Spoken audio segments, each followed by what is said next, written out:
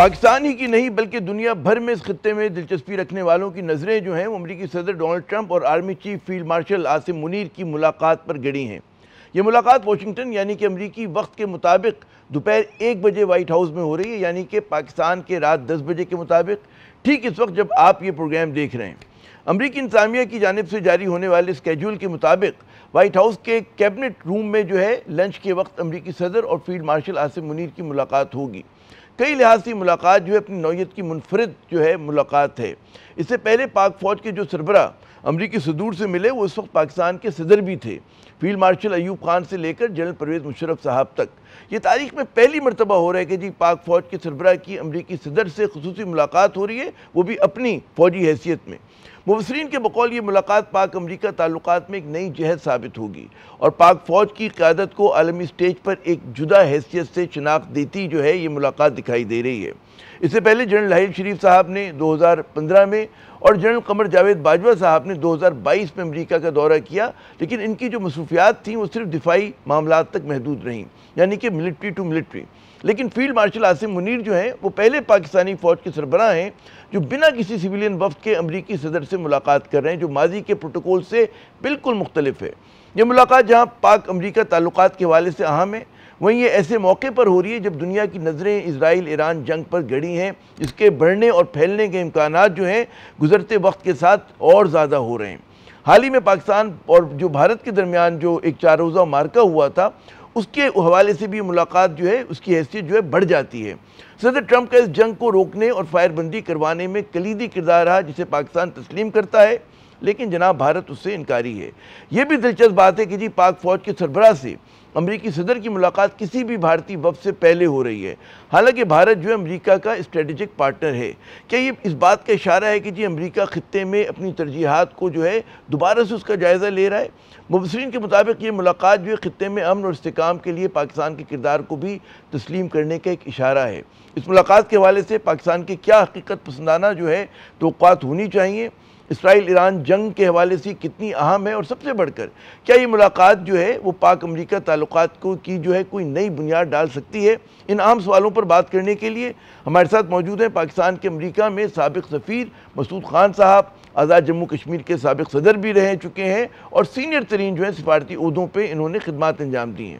تو یہ جو آج ملاقات ہو رہی ہے امریکی صدر اور پاک فوج کے سربراہ کے درمیان، مسعود صاحب یہ بڑی انپریسیڈنٹڈ ہے، پہلے کبھی اس طرح کا نہیں ہوا کہ کوئی فوجی سربراہ جو ہے وہ امریکی صدر سے ملا اپنی حیثیت کے اندر۔ کیا اشارہ ہے؟ کیا سمجھیں اس سے ہم؟ دیکھیے یہ ایک غیر معمولی اہمیت کی ملاقات ہو رہی ہے، اور جیسا کہ آپ نے کہا کہ امریکی صدور کبھی بھی غیر ملکی فوجی سربراہوں سے نہیں ملتے، انلیس کے مثلا مصر میں ہوا تھا تو مصر میں جو ہے وہ اس وقت صدر بن چکے تھے، ان سے ملاقات ہوئی تھی، لیکن اس طریقے سے حاضر سروس فوجی سربراہ سے ان کی ملاقات نہیں ہوتی۔ اشارے جو ہیں وہ یہ کہ ایک تو اس کا جو پچھلے مہینے کی جنگ تھی اس کا تناظر ہے، ہندوستان پاکستان کے درمیان جنگ بندی صدر ٹرمپ نے کروائی تھی اور وہ اس کا کئی بار کریڈٹ لے چکے ہیں، یہ بھی ایک غیر معمولی چیز ہے انہوں نے کی، اور اس کے بعد دونوں ممالک کو آمادہ کیا،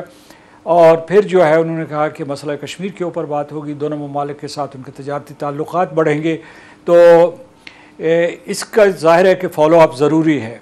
اور دوسرا یہ ہے کہ ہمارا ایک جو 2 طرفہ ایجنڈا موجود ہے امریکہ اور پاکستان کا، جس میں سر فہرست یہ ہوگا کہ اس علاقے میں امن و سلامتی کو کیسے قائم کیا جائے، کیسے ہم جو ہے ایک جوہری جنگ سے بچیں، اور اس سے بڑھ کر یہ ہے کہ دہشت گردی کو کیسے ختم کیا جائے، اور اسے کیسے جڑ سے اکھاڑا جائے۔ امریکہ تو 2021 میں یہاں سے چلا گیا خطے سے، لیکن دہشت گردی یہاں جاری ہے اور اس کا نشانہ پاکستان ہے، اور اس کے پیچھے ہندوستان کا بھی ہاتھ ہے، وہ تحریک طالبان پاکستان ہوں، BLA ہو، BLF ہو، تو ان کے پیچھے ہندوستان کا ہاتھ ہے۔ تو یہ موضوعات زیر بحث آئیں گے، اور اس میں یہ ہے کہ ان میں سے جو افغانستان سے جو حملے ہو رہے تھے ان میں کچھ کمی آئی ہے، لیکن ان کے پاس جو اسلحہ تھا وہ بھی بہت سوفسٹیکیٹڈ اسلحہ، وہ امریکی جو پیچھے چھوڑ گئے تھے وہ اسلحہ ہے، تو یہ موضوعات زیر بحث آ سکتے ہیں۔ دوسرا یہ ہے کہ جو اس میں اہم یہ ہے کہ ہمارے مسئلہ یہ کہ ہم نے معاشی تعلقات بڑھانے ہیں اور فوجی تعلقات کو ایک اعلیٰ سطح پہ لے جانا ہے، کیونکہ ہماری افواج نے سن 1950 کی دہائی سے لے کر اب تک ایک دوسرے کے ساتھ مختلف ادوار میں تعاون کیا ہے، لیکن 2021 کے بعد ہمارا اعلیٰ سطحی فوجی رابطے نہیں ہو رہے تھے، اگرچہ ہمارے چیفز آف آرمی اسٹاف جاتے تھے وہاں اور ان کے مذاکرات اپنے ہم منصبوں سے اور کیبنٹ منسٹر سے ہوتے تھے۔ تو ایک تو یہ کہ یہ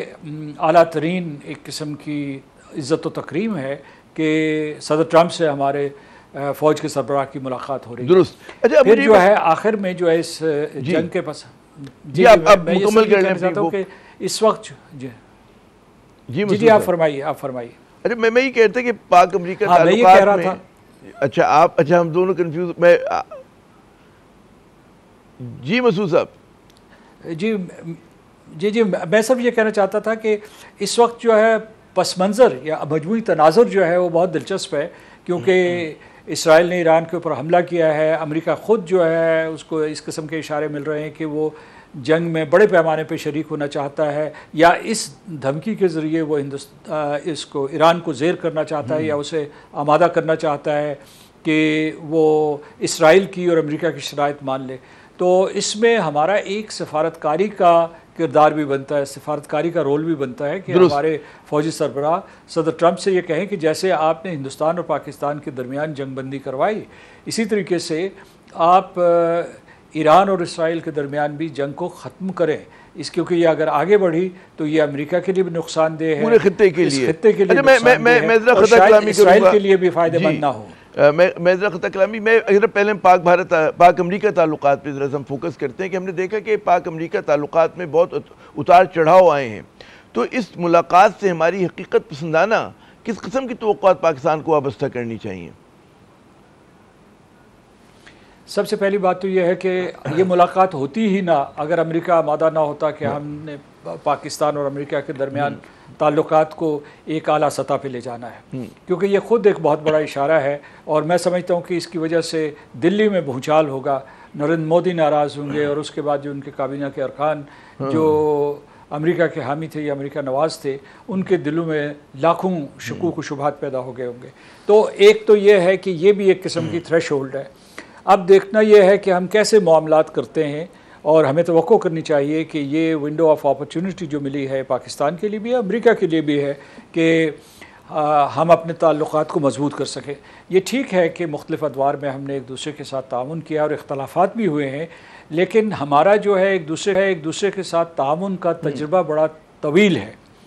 اور ہم ایک دوسرے کو سمجھتے ہیں۔ آپ نے جنرل کوریلا کے بیان بھی دیکھا ہوگا، جو سینٹکام کے کمانڈر ہیں، انہوں نے حال ہی میں کانگریس کے سامنے ایک بیان دیا تھا، اور اس کے علاوہ ویسے بھی سینٹکام اور پینٹاگام یہ چاہتی ہے کہ کسی طریقے سے امریکہ اور پاکستان کے تعلقات بہتر ہوں۔ ہماری یہ خواہش ہے کہ امریکہ جب بھی جنوبی ایشیا میں اپنے تعلقات قائم کرے تو ایک ملک کو چودھری یا تھانے دار بنانے کی کوشش نہ کرے، بلکہ یہ کرے کہ ان کے درمیان ایک توازن برقرار رکھے۔ اچھا کیا اس ملاقات کو ہم سمجھیں کہ کوئی کسی قسم کا جو ہمارے خطے کے حوالے سے جو ہے وہ اپنی ترجیحات کو ذرا سا دوبارہ سے جائزہ لے رہا ہے، اور لیکن یہ بھی اس بات کا امکان ہے جو آپ خود مجھ سے زیادہ بہتر جانتے ہیں کہ امریکہ کی جو ترجیحات ہوتی ہیں بعض اوقات وقتی طور پہ تبدیل ہوتی ہیں، پھر وہ واپس جو ہے باؤنس بیک کر کے ایک اور سمت میں چلی جاتی ہیں۔ جناب یہ ٹھیک ہے، امریکہ جو ہے بہت بڑی طاقت ہے اور اس کی ترجیحات وقتی ہوتی ہیں، جس کو کہتے رہتے ہیں کہ یہ ٹرانزیکشنل ریلیشن شپ ہے، لیکن میں آپ کو بتاؤں کہ جو پاکستان جیسے ممالک ہیں ان کی بھی وقتی ترجیحات ہوتی ہیں۔ مثال کے طور پر ایک مرتبہ جب افغانستان میں سوویت یونین کے خلاف جنگ لڑی جا رہی تھی تو پاکستان نے امریکہ کا ہاتھ بٹایا، لیکن اس میں پاکستان کا اپنا مفاد بھی وابستہ تھا۔ اسی طریقے سے دہشت گردی کے خلاف جو جنگ لڑی ہے تو یہ نہیں تھے کہ ہم انویلنگ پارٹنرز تھے، کیونکہ دہشت گردی جو پھیل رہی تھی اس سے پاکستان بھی متاثر ہو رہا تھا، تو ہم ایک حلیف رہے۔ لیکن اب میں یہ کہوں گا کہ ایک نیا دور کا آغاز ہونا چاہیے، اور اس دور میں جو ہے اس کے جو عسکری، معاشی اور تجارتی جہتیں جو ہیں وہ مضبوط کرنی چاہیے، بیکاز جو ہے جب آپ نے اگر وقتی تعلقات کے تلاطم سے یا اتار چڑھاؤ سے بچنا ہے تو یہ ضرورت ہے کہ کچھ جڑیں مضبوط ہونی چاہیے، اور جڑیں تجارت اور معیشت سے ہوتی ہیں اور مشترکہ دفاعی اہداف سے ہوتی ہیں۔ اچھا اب ایک اور بڑا ایک دلچسپ سوال کرتے ہیں کہ ظاہر ہے کہ امریکہ اور بھارت جو ہیں اسٹریٹجک پارٹنرز ہیں، اور یہ ایک ملاقات آپ خود بتا رہے ہیں کہ بہت اہم ترین ہے، تو کیا یہ ہوگا کہ اس پارٹنرشپ پہ کوئی دباؤ ڈالے، یا پھر جو امریکہ اور بھارت کا تعلق ہے وہ جو ہے مطلب اثر انداز ہوگا اور وہ پاکستان پہ دباؤ کا سبب بنے گا؟ کیا آپ کا اسسمنٹ کہتا ہے؟ دیکھیے، جو مئی کی پاکستان ہندوستان جنگ تھی، اس سے پہلے بھی ہندوستان کو جھٹکا لگ چکا تھا، ہندوستان کو امریکہ کی طرف سے جھٹکا لگ چکا تھا، اور جو ہے ان میں ایک دراڑ پڑ رہی تھی۔ اس کی وجہ یہ ہے کہ ہندوستان ایک طرف تو کہتا تھا کہ میں امریکہ کا اسٹریٹجک پارٹنر ہوں، دوسری طرف اسے مختلف فورمز میں للکار رہا تھا، وہ برکس ہو، SCO ہو، یا اس کے علاوہ جو روس کے ساتھ اس کے تعلقات تھے، چین کے ساتھ بھی وہ تعلقات بڑھا رہا تھا۔ تو وہ تقریباً چاروں طرف سے کھیل رہا تھا، اور امریکہ میں اس کا اعتماد کم ہوتا جا رہا تھا۔ جب امریکہ کے صدر ٹرمپ آئے، انہوں نے عنان اقتدار سنبھالی، تو انہیں بتایا گیا کہ یوکرین کے بہانے ہندوستان نے بہت پیسے کمائے ہیں اور امریکہ کا ساتھ نہیں دیا۔ دوسرے یہ ہے کہ انہوں نے کہا کہ یہ ایک نئی کرنسی جو برکس جاری کرنا چاہتے ہیں، اس میں سب سے بڑا محرک ہندوستان ہے، اور ایک نیا بریٹن ووڈز انسٹیٹیوشن یا ایک بریٹن ووڈز انسٹیٹیوشن کے سامنے نیا متبادل عالمی مالیاتی نظام قائم کرنا چاہتا ہے۔ تو اس کے علاوہ یہ ان کو کہا کہ یہ چین کے خلاف، ان کو یہ بھی بتایا گیا کہ یہ چین کے خلاف دعوے تو کرتے ہیں، لیکن یہ چین کے خلاف کبھی کھڑے نہیں ہوں گے، اور اس میں امریکہ جو ہے بہت برے طریقے سے دھوکہ کھائے گا۔ تو کہنے کا مطلب یہ ہے کہ یہ اس میں بہت سی سچائیاں ہیں، یعنی ہندوستان اچھا، دوسرے یہ میں نے شروع میں یہ کہا کہ ہندوستان نہ صرف یہ کر رہا تھا بلکہ بڑی رعونت سے امریکہ سے مخاطب ہوتا تھا، اور ان کو جو ہے ڈپلومیسی کے اور اقوام عالم کے درمیان جو تعلقات ہیں ان کے بارے میں آداب سکھاتا تھا۔ تو اور اس کے بعد جو ہے ان کے تعلقات گزشتہ برس جو ہے وہ گرپتونت سنگھ پنو کے حوالے سے بھی بہت زیادہ ڈیٹیریوریٹ ہوئے تھے، کیونکہ یہ رنگے ہاتھوں پکڑے گئے تھے۔ دہشت گردی کا ایک واقعہ جو ہوا وہاں کینیڈا میں، وہ ثابت ہو چکا تھا، یہاں FBI نے انہیں رنگے ہاتھوں پکڑ لیا تھا۔ اچھا، آج کل بھی ہم دیکھ رہے ہیں کہ پورا بھارتی میڈیا جو ہے، اور ظاہر ہے کہ وہ بڑا کہتے ہیں مودی صاحب سے بڑا جڑا ہوا ہے، وہ تو باقاعدہ انہوں نے امریکی صدر کے خلاف، امریکہ کے خلاف ایک محاذ کھولا ہوا ہے پروپیگنڈے کا، اور جو ان کا ہمیشہ سے ایک ہوتا ہے کہ بغیر کہتے ہیں نا بڑا سبجیکٹو قسم کے ان کے اعتراضات ہوتے ہیں، آبجیکٹیوٹی نہیں ہوتی ان کے اس میں کرٹیسزم میں۔ جی، وہ میڈیا جو ہے اس کو یہ ساری کی ساری لائن بھارتی کابینہ دیتی ہے، اس کے علاوہ بھارتی جنتا پارٹی کی قیادت دیتی ہے، اور راشٹریہ سوائم سیوک سنگھ دیتی ہے، اور وہ اپنے آپ کو جو ہے دنیا کا سب سے بڑا دیش سمجھتے ہیں، یا چین، روس اور امریکہ کی ٹکر کا دیش سمجھتے ہیں۔ تو اس وجہ سے جو ہے نا قبل از وقت وہ اپنے آپ کو کہتے ہیں کہ میگلومینیا کا شکار ہے بھارت۔ اچھا، میں کیونکہ وقت مختصر ہے ہمارے پاس، میں چاہوں گا آپ نے اسرائیل اور ایران کا بھی تذکرہ کیا، اور آپ نے کہا کہ یہ ہمارا تقاضا ہونا چاہیے کہ جو آپ نے پاک بھارت کے اس میں جنگ کے دوران کردار ادا کیا تھا فائر بندی میں، وہی کردار جو ہے ایران اور اسرائیل میں ہوں۔ لیکن امریکہ کے معاملات دل جو ہیں اسرائیل کے ساتھ بڑی مختلف نوعیت کے ہیں، وہاں پر بہت زیادہ پیار ہے، بہت زیادہ ایک قربت ہے، جو کہ ظاہر ہے کہ بھارت کے ساتھ نہیں ہے۔ تو کیا وہ کردار ادا کریں گے؟ بلکہ یہ ہمیں تو اندازہ یہ ہو رہا ہے کہ امریکہ خود، جیسا کہ آپ فرما رہے تھے شروع میں، کہ وہ خود زیادہ ایک فعال کردار ادا کرے گا، جو نیو یارک ٹائمز کی رپورٹ بھی تھی کل کی۔ جی، اس میں یہ ہے کہ ہمارا یہ فرض بنتا ہے کہ ہم یہ پیغام وہاں دے دیں، اور یہ صلاح دے دیں امریکہ کو۔ امریکہ مطلب آثار یہ ہیں کہ وہ یہ ہماری بات نہیں مانیں گے، ان کا سارا رجحان یہ ہے کہ وہ جنگ میں شریک ہو جائیں، یا جنگ میں شریک ہونے کی دھمکی دے کے ایران کو کسی طریقے سے زیر کر دیں، یا اسے جو ہے گھٹنے ٹیکنے پہ مجبور کر دیں۔ وہ بھی ہوتا نظر نہیں آ رہا، لیکن ہمارے اس آرگیومنٹ میں ایک وزن ہوگا کہ یہ امریکہ کے لیے بھی نقصان دہ ہے۔ مثلا صدر ٹرمپ کو یہ پتہ ہوگا، وہ پہلے جو ہے وہ مختلف حیثیتوں میں اس کے اوپر تنقید بھی کرتے رہے کہ یہ جو بڑی بڑی جنگیں انہوں نے لڑی ہیں، جس میں لگ بھگ انہوں نے $6 ٹریلین اور کئی امریکی جانیں ضائع کر دی ہیں، اس سے امریکہ کو کیا فائدہ ہوا؟ تو یہ سوال جو ہے یہ اٹھانا چاہیے وہاں، وہ شاید سنی انسنی کر دے۔ لیکن ایک جو اس وقت میں سمجھتا ہوں کہ یہ ہماری صلاح اس وجہ سے کارگر ہو سکتی ہے کہ وہاں جو ان کی صدر ٹرمپ کی اپنی کنسٹیٹیوئنسی، اپنی بیس ہے، اس میں بھی تھوڑی سی بغاوت ہے، ہلچل ہے۔ وہ صدر ٹرمپ سے براہ راست سوال کر رہے ہیں کہ جناب آپ کیوں اس جنگ میں جا رہے ہیں، کہ ایک مرتبہ پھر نقصان کے لیے آپ جا رہے ہیں۔ تو اس لیے یہ ہے کہ یہ یعنی مطلب یہ ہے کہ یہ اس وقت جو ہے اگر ہمارا یہ کہنا یا یہ وکالت کرنا کوئی بری بات نہیں، بری بات نہیں ہے. یہ الگ بات ہے، امریکہ سوورن اسٹیٹ ہے. اچھا اس پہ ایک اور سوال آتا ہے مسعود صاحب جو بڑا اہم ہے کہ بعض ہمارے حلقوں میں یہ ایک کہتے ہیں نا کہ خدشہ ہے انہیں کہ پاکستان سے کوئی فرمائش بھی ہو سکتی ہے، اور ٹرمپ صاحب کا جو ایک کہتے ہیں نا کہ جو ان کی طبیعت ہے وہ پل میں تولا پل میں ماشا، مجھے نہیں پتا کہ کتنا یہ تجزیہ درست ہے جو بعض لوگ کہتے ہیں، تو اس میں پاکستان پہ بھی وہ کوئی فرمائش کر سکتے ہیں، دباؤ ڈال سکتے ہیں. ماضی میں بھی ہم نے دیکھا ہے کہ کئی مرتبہ پاکستان پہ جو ہے امریکہ کی طرف سے دباؤ آیا اپنی شرائط یا اپنی کہتے ہیں نا باتیں منوانے کے لیے. جی دیکھیے، ہم سے تو ایک تو یہ ہے کہ ہم انہیں معدنیات میں سرمایہ کاری کے لیے دعوت دے چکے ہیں، اور اس میں خاص طور سے کرٹیکل منرلز کی میں بات کر رہا ہوں، لیتھیم، ریئر ارتھ ایلیمنٹس اور کاپر، جس میں ان کی دلچسپی ہے کیونکہ ان کی جو چپ انڈسٹری ہے، سیمی کنڈکٹر انڈسٹری ہے، وہ اس کا انحصار ہے اس کے اوپر، اور ان کو ڈیسپریٹلی اس کی ضرورت ہے. تو ایک تو یہ راستہ ہے. دوسرا یہ ہے کہ کرپٹو کرنسی میں بھی تعاون ہو سکتا ہے دونوں ملکوں میں. تیسرا یہ ہے کہ وہ یعنی یہ کہ پورے خطے میں امن و سلامتی کے لیے جو مجموعی کوششیں ہیں اس میں پاکستان ہاتھ بٹا سکتا ہے. میں اس کی وضاحت یا تفصیلات میں نہیں جانا چاہتا، اور اس کی ٹائمنگ پہ نہیں جانا چاہتا کہ ہم کس طریقے سے اس پورے خطے کو محفوظ کر سکتے ہیں، لیکن خاص طور سے میں اشارہ کروں گا کہ اس جنگ سے خلیجی ریاستوں کی سلامتی بھی مخدوش ہوئی ہے. تو اس میں پاکستان ایک کلیدی کردار ادا کر سکتا ہے، کہ کیونکہ جو سعودی عرب ہے وہ ایک بہت بڑی طاقت کے طور پر ابھر رہا ہے، معاشی اعتبار سے اور دفاعی اعتبار سے بھی. تو اس سے بھی اسرائیل کو خطرہ ہوگا. یعنی ایک حد تک تو یہ ہم سفر ہو سکتے ہیں، لیکن اس سے آگے نہیں. تو پاکستان جو ہے واحد جوہری ریاست ہے، اور اس کو جو ہے اس ایران عراق جنگ سے بہت سے سبق سیکھنے ہیں، کہ ہم نے دیکھنا ہے کہ جنگ کیسے لڑی گئی، کیا کیا خطرات موجود ہوتے ہیں، جس کو کہتے ہیں مرئی اور غیر مرئی، ٹینجیبل اینڈ انٹینجیبل، اس کو نظر میں رکھنا ہے. بالکل.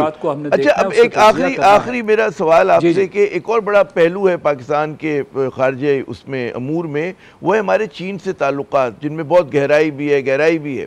تو آپ کے خیال میں یہ جو توازن ہے، ایک ڈیلیکٹ بیلنس پاکستان کو کرنا ہے کہ جی امریکہ کے ساتھ بھی، اور ظاہر ہے کہ چائنا جو ہے وہ بھی ہمارے لیے اتنا ہی ضروری ہے، بس بعض لوگ کہتے ہیں زیادہ ضروری ہے کیونکہ اس کے ساتھ دوستی زیادہ پائیدار ہے. تو یہ کتنا بڑا چیلنج ہے اس کو بیلنس کرنا؟ دیکھیں، اس میں امریکہ کو شعور کی پختگی کا ثبوت دینا ہوگا. اسے پتہ ہوگا کہ پاکستان چین کے ساتھ اپنے تعلقات کم نہیں کرے گا، اور چین کے اوپر پاکستان کا جو انحصار ہے وہ بھی کسی طریقے سے کم نہیں ہوگا. کیونکہ اس وقت جو ہے سر وقت ہماری ڈیفنس لائف لائن، ہماری اکنامک لائف لائن چین ہے، اور وہ پاکستان چین اقتصادی راہداری کی شکل میں ہو، یا ان کی طرف سے جو ہمارے مختلف قسم کی جو دفاعی امداد ملتی ہے، یا ہم مشترکہ دفاعی مشقیں کرتے ہیں، یہ سلسلہ جاری رہے گا. لیکن میں آپ کو یہ بات بتاؤں کہ چین کی ہمیشہ یہ کوشش رہی ہے، چین کا دنیا کے بارے میں نقطہ نظر مختلف ہے. وہ آئیدر اور بائنری چوائسز کے بارے میں وکالت نہیں کرتے. وہ یہ کہتے ہیں کہ فرض کیجئے کہ میں جب وہاں چین میں بھی ہوتا تھا تو ان کی ہمیشہ یہی صلاح ہوتی تھی کہ امریکہ کے تعلقات بنا کے رکھو، کیونکہ بگاڑنے میں پاکستان کے نقصانات ہوں گے. وہ ایک توازن کے ساتھ چلتا ہے، چین بہت توازن کے ساتھ چلتا ہے. مسعود خان صاحب بہت شکریہ، آپ نے اپنا جو ہے قیمتی. ناظرین، آپ مسعود خان صاحب کی کہتے ہیں نا ایکسپرٹ رائے سن رہے تھے پاک امریکہ تعلقات کے حوالے سے. ہر لحاظ سے جو یہ ملاقات ہے انپریسیڈنٹڈ ہے، تاریخ میں پہلے کبھی نہیں ہوا، اور ظاہر ہے کہ اس سے پاکستان کی طرف سے بلند توقعات ہیں، اور امید یہ کرنی چاہیے کہ اس ملاقات کے بعد جو ہے امریکہ اور پاکستان کے درمیان جو ہے ایک نئی دوستی کی جو ہے ایک بنیاد جو ہے وہ ڈل رہی ہوگی، اور اس کے ساتھ ساتھ خطے میں امن کے لیے جو ہے ایک ہم لوگ کلیدی کردار ادا کریں گے. یہاں پہ وقفہ لیتے ہیں، وقفے کے بعد جب ذرا ہم حاضر ہوں گے تو کچھ بات کریں گے کراچی کے دکھوں کی. ہمارے ساتھ رہیے گا.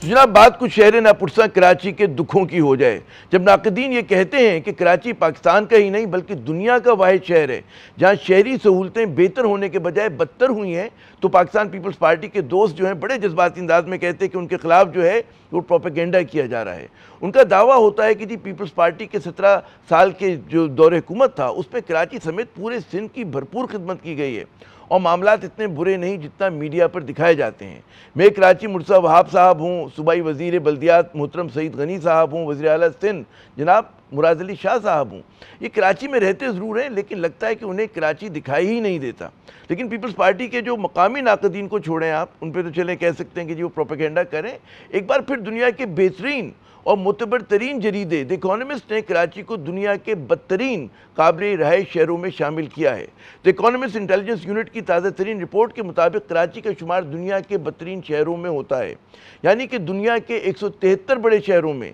کراچی جو ہے وہ 170ویں نمبر پر ہے۔ یہ درجہ بندی 5 شعبوں یعنی کہ صحت، ثقافت و ماحول، تعلیم، بنیادی انفراسٹرکچر اور استحکام کی بنیاد پہ کی گئی ہے، یعنی کہ کراچی بدستور دنیا کی موسٹ ان لیویبل سٹیز میں شمار کیا جاتا ہے، جو ڈھاکہ، طرابلس اور دمشق سے بہتر مگر دنیا کے باقی تمام شہروں سے بدتر ہے۔ کراچی کو 100 میں سے صرف 42.7 پوائنٹس ملے ہیں، جبکہ رپورٹ کے مطابق کوپن ہیگن 98 پوائنٹس کے ساتھ جو ہے دنیا کا بہترین شہر قرار پایا۔ اس کے بعد جناب ویانا آتا ہے، زیورخ آتا ہے، میلبرن آتا ہے اور جنیوا دنیا کے بہترین شہر جو ہیں شہروں میں شمار ہوتے ہیں۔ گزشتہ برس اگر آپ یاد کریں کراچی کی درجہ بندی جو ہے وہ لاگوس، طرابلس، الجزائر اور دمشق کے ساتھ کی گئی تھی اور یہ 159ویں نمبر پہ تھا، یعنی کہ پچھلے برس کے مقابلے میں کراچی جو ہے وہ بد سے بدتر ہوا، جہاں بڑھتے ٹریفک، آلودگی، شور، بد نظامی، طبقاتی تقسیم، جرائم اور حتیٰ کہ آوارہ کتوں تک نے شہریوں کی زندگی جو ہے وہ اجیرن کر رکھی ہے۔ جولائی 2024 میں ایک رپورٹ میں کراچی کو جو ہے سیاحوں کے لیے دوسرا دنیا کے سب سے خطرناک شہر قرار دیا گیا تھا، جہاں جرائم، دہشت گردی، قدرتی آفات اور بنیادی سہولتوں کی کمی نے خطرات جو ہیں بڑھا دیے ہیں۔ اس مسئلے پہ بات کرنے کے لیے تمام تر کوششوں کے باوجود جناب ہمیں میئر کراچی اور وزیر بلدیات جو ہیں وہ دستیاب نہ ہو سکے۔ ہمارے ساتھ موجود ہیں پاکستان تحریک انصاف کے سینئر لیکن نوجوان رہنما محترم خرم شیر زمان صاحب، ان سے کچھ کراچی کے دکھوں کی بات کرتے ہیں۔ خرم صاحب بہت شکریہ اپنا قیمتی وقت دینے کا۔ خرم صاحب آپ نے دی اکانومسٹ کی رپورٹ دیکھی ہوگی، کیا سمجھتے ہیں کہ یہ کہتے ہیں مغربی پریس کا پروپیگنڈا ہے آپ کے اور ہمارے شہر کے خلاف، یا واقعی اس میں کچھ حقیقت ہے جناب؟ نہیں دیکھیں عامر صاحب، میں تو آپ کو اس کے بارے میں بہت کچھ بتا سکتا ہوں۔ اس کی وجہ یہ ہے کہ اس شہر کراچی سے میں 10 سال جو ہے ممبر پروونشل اسمبلی رہا ہوں، پچھلے 15 سال سے سیاست کر رہا ہوں، اور ظاہر ہے کہ جب اپوزیشن کی سیاست آپ کرتے ہیں تو بہت ساری چیزیں جو آپ کی نظر سے گزرتی ہوں شاید دوسرے کی نظر سے نہ گزریں، اور ہم تو آواز اٹھاتے رہیں گے، سندھ اسمبلی میں آواز اٹھاتے رہیں۔ آج بھی جب سندھ اسمبلی میں اجلاس تھا تو تحریک انصاف کے اور باقی سیاسی جماعتوں کی بہت سارے جو ممبرز تھے وہ کراچی کے بارے میں، کراچی کی بربادی، کراچی کی تباہی کے بارے میں بات کر رہے تھے۔ اور آپ دیکھیں نا کہ کراچی شہر وہ ہے جو اس ملک کا سب سے بڑا شہر ہے، سب سے زیادہ آبادی اس شہر کی ہے اور سب سے زیادہ ریونیو یہ شہر جو ہے جنریٹ کرتا ہے، انفیکٹ پورے پاکستان کو یہ شہر چلاتا ہے۔ لیکن حالات آج بھی وہیں کھڑے ہوئے۔ عامر صاحب، جب میں 2013 میں ممبر پروونشل اسمبلی بنا تھا، جب میں الیکشن جیت کر آیا تھا، تو میں آج ایک اپنے ممبر کی اسپیچ سن رہا تھا اور جو باتیں میں نے 2013 میں کی تھی، I was surprised کہ ہمارے ایم پی اے بلال جدون صاحب جو ہیں وہی باتیں جو ہیں پاکستان پیپلز پارٹی سے جو ہیں اس پہ اعتراضات اٹھا رہے تھے کہ بنیادی سہولیات جو ہیں وہ موجود نہیں ہیں، پینے کا پانی نہیں ہے، کچرے کا جو ڈھیر ہے وہ لگے ہوئے ہیں، سالڈ ویسٹ مینجمنٹ کام نہیں کرتی ہے، ٹوٹی پھوٹی جو ہیں وہ سڑکیں ہیں اس کی مرمت نہیں ہو رہی ہے، اسٹریٹ کرائم ہے۔ تو وہی مسائل پاکستان پیپلز پارٹی 2008 میں اقتدار کے اندر آئی تھی اور آج 2025 ہے، تو یہ 16-17 سال کے اندر عامر صاحب آپ دیکھیں کہ ہم وہیں کے وہیں کھڑے ہیں۔ اس کی وجہ کیا ہے؟ اس کی وجہ یہ ہے کہ پاکستان پیپلز پارٹی جیت کر آتی ہے اندرون سندھ سے، شہر سے ان کا کوئی تعلق نہیں ہے۔ اور رہی جو سیاسی جماعت اس وقت اقتدار میں جو حصے دار ہے ایم کیو ایم، جو کہ فارم 47 کی بیسس کے اوپر آئی ہے، ان کو کیا غرض ہے؟ انہوں نے تو ووٹ لیے نہیں ہے نا۔ تو آپ یہ دیکھیں کہ آج نہ نلکوں کے اندر پینے کا پانی ہے، نہ یہاں پہ گیس کی سپلائی ہمارے پاس اویلیبل ہے۔ پاکستان تحریک انصاف کے دور میں جو ایڈیشنل کراچی کو بجلی دی گئی تھی وہ واپس لے لی گئی تھی ہمارے دور ختم ہونے کے بعد۔ جو فنڈز دیے جاتے تھے ممبر نیشنل اسمبلی کو، جن کی وجہ سے شہر میں پارکس بنائے گئے تھے، گلیوں کی مرمت کی گئی تھی، ان کا کوئی پرسان حال نہیں ہے۔ ہاں شہر میں کچھ 400 سے 500 میرے خیال سے بسیں کچھ آ گئی ہوں گی، بلکہ پورے صوبے میں ریڈ بسز، لیکن اس سے کیا پورے شہر کی ٹرانسپورٹ کے مسائل حل ہو جاتے ہیں؟ نہیں ہوتے۔ اگر آپ شہر کے اندر خطہ کلامی کرنے دیں، آپ نے بالکل، میں اس بات پہ اتفاق کروں گا کہ مسائل وہی ہیں، بلکہ وہ مسائل بد سے بدتر ہوئے ہیں۔ جو پاکستان کے دیگر بڑے شہر ہیں وہاں ہم دیکھتے ہیں کہ انفراسٹرکچر بہتر ہوا ہے۔ آپ لاہور جائیں ماشاءاللہ طبیعت خوش ہوتی ہے، اسلام آباد جائیں، پنڈی کو دیکھیں جا کے، پشاور کی حالت جو ہے کراچی سے آپ کو بہتر نظر آتی ہے۔ اور آپ نے بھی فرمایا کہ جی جو میں ذرا سا اس پہ کانٹیسٹ کروں گا کہ دیہی سندھ سے یقیناً پیپلز پارٹی جو ہے وہ الیکٹ ہو کر آتی، لیکن اس کے تمام جو وہ ہیں رہنما وہ رہتے تو کراچی میں ہی ہیں. اب مرزا وہاب صاحب جو میئر ہیں کراچی سے تعلق ہے. میں بالکل سمجھتا ہوں کہ مراد علی شاہ صاحب اتنے ہی کراچی آئٹ ہیں جتنے آپ ہیں, میں ہوں, وہ بھی ڈی جے سائنس کالج اور جناب این ای ڈی میں پڑھے ہوئے ہیں. آپ نام لیتے سعید غنی کے کراچی کے نہیں, جو وزیر بلدیات ہیں. تو مسئلہ کیا ہے کہ وہ تمام چیزیں, ٹریفک ہو, آلودگی ہو, انفراسٹرکچر ہو, وہ مسئلے پیدا ہو گئے جو نہیں ہوتے تھے. ہمارا کتے نہیں ہوتے تھے شہر میں, اتنے ان تک کی بہتات ہو گئی ہے. جی دیکھیں عامر صاحب, اس بات کو سمجھنا بہت زیادہ ضروری ہے کہ اونرشپ کیسے آتی ہے. آپ کی سیٹ کی, آپ کی منسٹری کی اونرشپ جب آتی ہے کہ جب آپ الیکشن جیت کر آئیں, جب آپ الیکشن چور دروازے سے آئیں, جس طریقے سے مرتضی وہاب ہیں. آپ کو یاد ہے کہ جب بلدیاتی الیکشنز ہوئے تھے تو پاکستان تحریک انصاف کے ممبرز کو جو ہے وہ اٹھا لیا گیا تھا, وہ غائب ہو گئے تھے, اور پھر انہوں نے جا کے دوسرے بینچ پہ جا کے ووٹ دیے. تو جب آپ چور دروازے سے آئیں گے, چور راستے سے آئیں گے, جب آپ کو عوام نے ووٹ نہیں دیا ہوگا تو آپ شہر کے لیے کام نہیں کریں گے. اب مرتضی وہاب صاحب کراچی کے اگر میئر ہیں, چلیں فارم 47 کے ہی ہیں, لیکن وہ کام کیا کرتے ہیں؟ زیادہ مجھے یہ نظر آتا ہے کہ فوٹوگرافی کے اندر وہ جو ہیں مصروف رہتے ہیں. کیا آج تک کراچی کے پانی کے مسائل حل کرنے کی انہوں نے کوشش کی؟ پاکستان تحریک انصاف کی حکومت نے تو آپ کو یاد ہو کہ K4 کے اوپر فنڈز بھی ریلیز کر دیے تھے, لیکن پانی کا مسئلہ حل نہیں ہوا. آج کابل کے اندر جو ہے سیف سٹی پروجیکٹ ان کا مکمل ہو گیا, پتہ نہیں کتنے 6,000 کیمرے لگا دیے انہوں نے, یا 60,000, مجھے یاد نہیں کیا فگر تھا, لیکن یہاں پہ سیف سٹی پروجیکٹ آپ کا مکمل نہیں ہوا ہے. اگر آپ 10 لوگوں سے پوچھیں گے تو 9 لوگ وہ ہوں گے جو کہیں گے کہ یا تو ان کا موبائل چھین لیا گیا یا ان کا پرس چھین لیا گیا ہے.